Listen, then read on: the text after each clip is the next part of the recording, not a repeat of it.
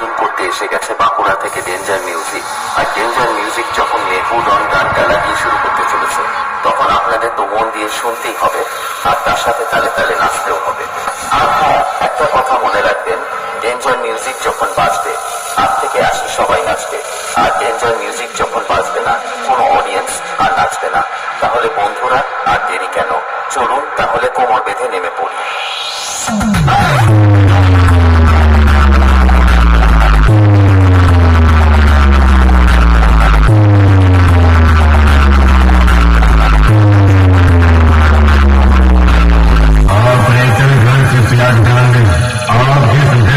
Competition करना चाह रहे हैं वो आपकी औकात के बाहर है, कृपया अपनी औकात में रहें।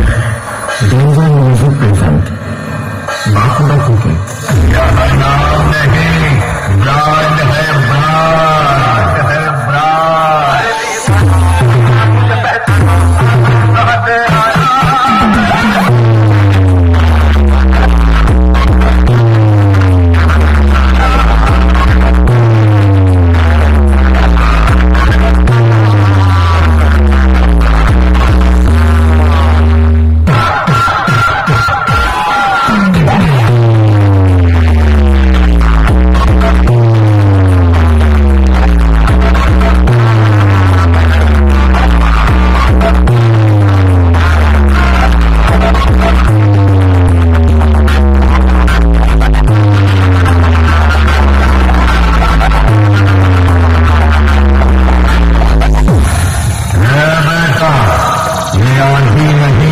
तूफानों का लहर है, मेरी हर गली में सिर्फ मेरा ही कहर है, क्योंकि बेटा मैं बादशाहों का बादशाह हूँ, तू सिर्फ अपनी नाटी की बात करता है, मेरा तो पूरा का पूरा शहर है, शहर है।